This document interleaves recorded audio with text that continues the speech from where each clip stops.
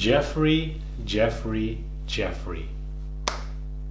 I don't even know where to begin when it comes to this video. So much has been unraveled in the past week or so in reference to this particular man who's on 90 Days Fiancé, and all I can say is this Russian girl that is with him, she needs to run for the hills. She needs to run far away.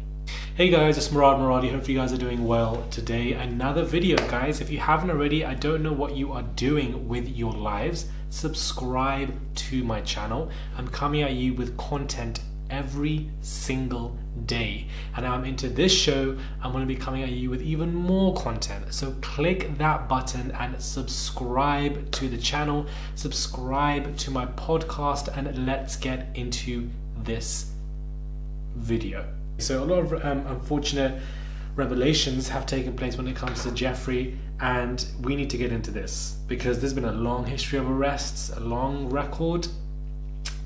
Wow. For those of you who don't know, Geoffrey Paschel made his TLC debut this weekend on 90 Day Fiancé, and TLC portrays him as a landlord in Tennessee who's looking for love to help him move on after tragedy struck him in 2018 when his baby son unfortunately passed away. He's now in love with a woman named Varia from Russia, and he plans to fly to Moscow to meet her in person. All of that is true, but there are a lot of other facts about Paschel that the show isn't getting to at all. It turns out Paschel has already been married.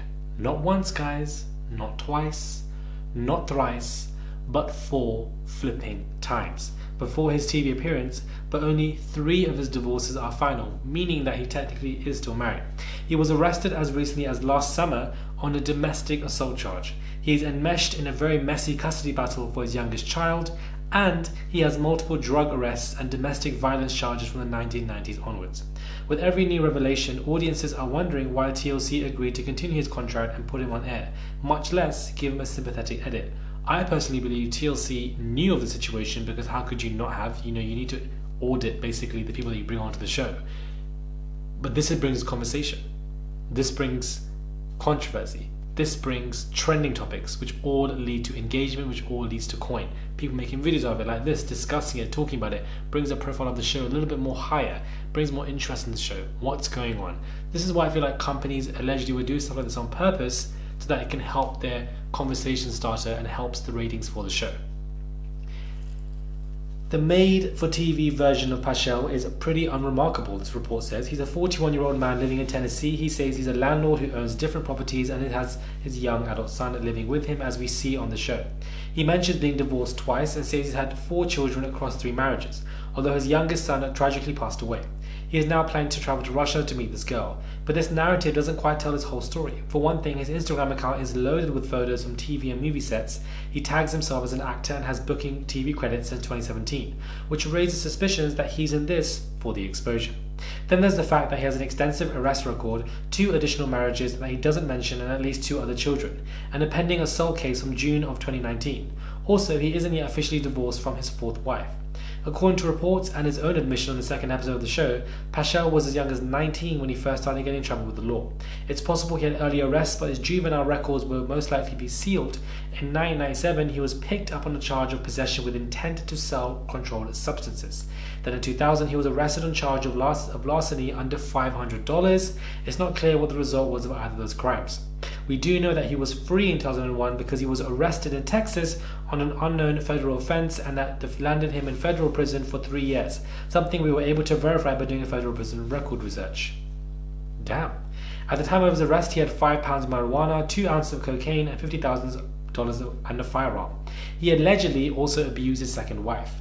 This is where things get really ugly. We don't know anything about Paschel's first marriage, but we do know that he was married to his 2nd wife. They had 2 kids, and were believed that those are the sons introduced onto the show. The marriage was allegedly riddled with problems.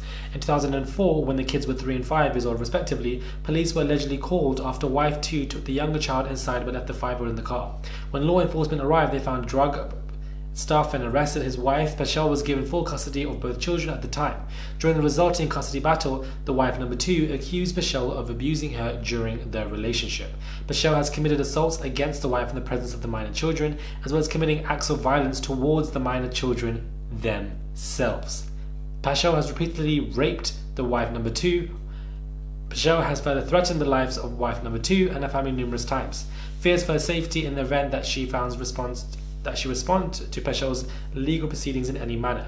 The couple reportedly ended up with mutual restraining orders that permitted them to interact only in the context of therapy for their children. Paschel was granted custody for wife number 2 and could only have brief supervised visits. In 2010, they allegedly each did things to violate the restraining orders and ended up with suspended sentences over that. He was allegedly dealing drugs in his third marriage. Paschel married a woman named Alison in 2007. They had a child together, and according to the reports, their divorce was finalized in 2014, and they shared custody even after wife 3 moved from Tennessee to Florida. Things took a turn in 2017 when Alison wanted to remarry and move to Seattle with her new husband, which violated the terms of their existing co-parenting arrangement. Paschel filed a complaint that set off a legal battle, which is still ongoing.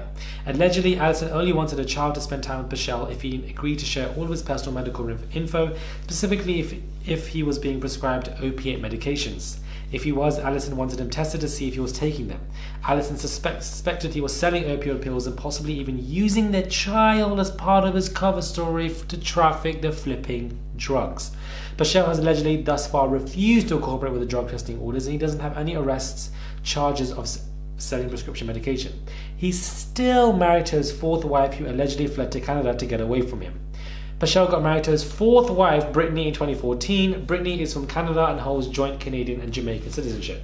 She was never able to legally live in America, and Canada rejected Paschel over his felony history, so they lived a nomadic lifestyle. They had 2 kids, both born abroad, a firstborn son, and obviously, a younger brother. In 2017, long after cousin was born, Brittany took both kids and ran back to Canada. She wanted out of the marriage, alleging that Paschel was abusing her and the boys. Wow. She too was saying that she was abused by Paschel during their marriage. Allegedly, he isolated Alison in their home, took her phone and limited her movement and interaction with people other than him. Brittany is now no longer allowed to enter the US, and she and Paschel started a drawn-out custody battle that is not yet resolved. A judge sent the boys to live with Paschel in Tennessee, with Brittany getting custody of them 1 week per month. However, tragically, cousin passed away in 2018 due to unexplained causes.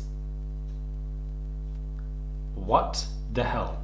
Brittany asked and received for primary custody of Kevin. In 2019, Paschel was arrested for allegedly assaulting his girlfriend. This is ridiculous. This is last year. June 2019, Paschel was arrested for assaulting his girlfriend in Knoxville, Tennessee. The unnamed woman had him arrested on charge of aggravated kidnapping, domestic assault, interference with emergency calls, and vandalism. He repeatedly slammed my head into the hardwood floors of my home, she alleged. He dragged me through the house by my hair and continued throwing my body into the walls and furniture. I know this because of blood on my walls. He had allegedly disabled her phone so she couldn't call for help, and she had to run to neighbors to call 911.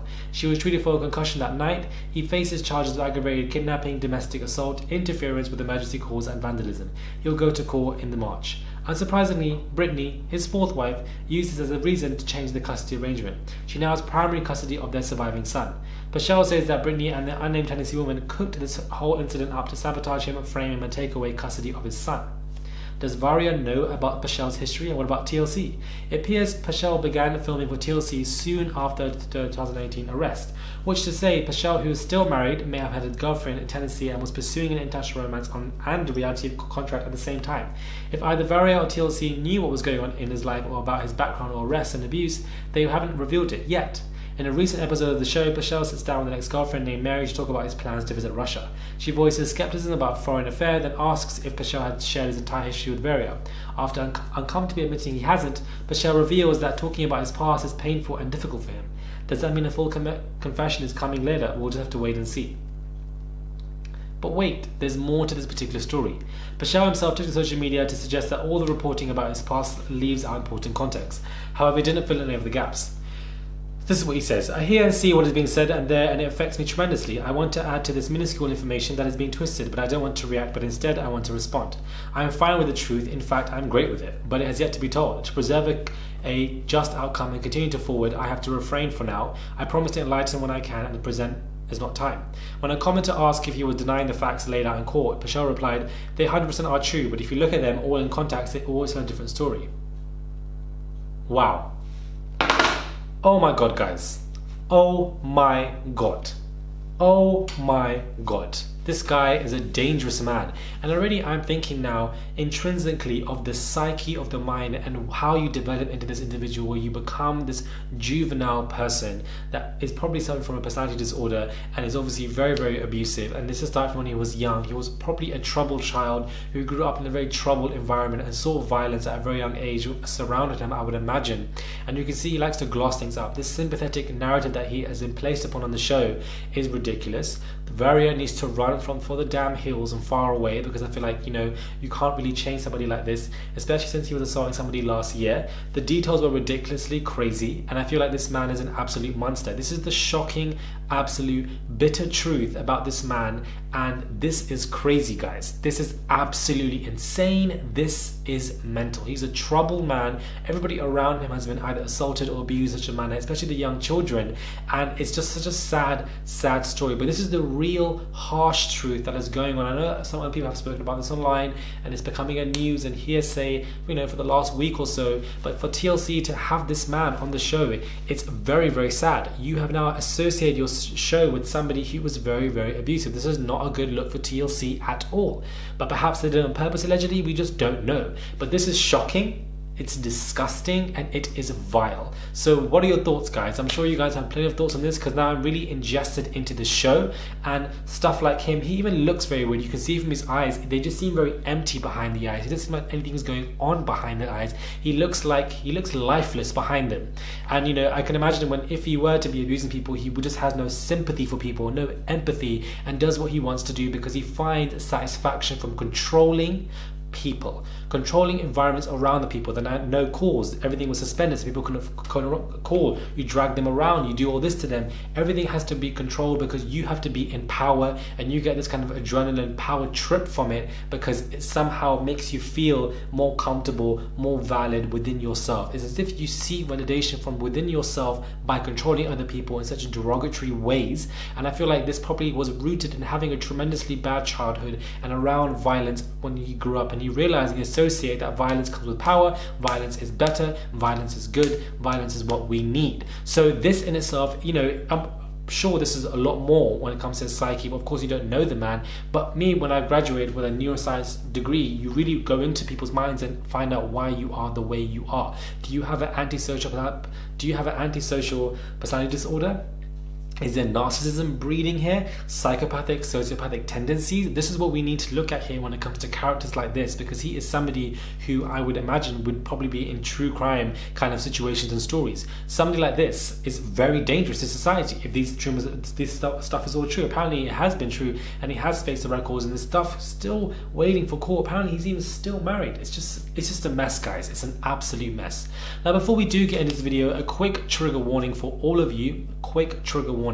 What I'm about to express is obviously very deep, sad information. So if this is something that you get affected by, please tread carefully when it comes to the rest of this video. Thank you. Let me know your thoughts on when it comes to this. Please do subscribe, click that button. I don't know if you guys haven't subscribed, you're really losing out now, because I'm coming at you with content every day during isolation, at least 3 to 5 videos a day. You guys are going to be staying entertained. So subscribe to the channel. Let me know what your thoughts are. I'll catch you guys soon for another video.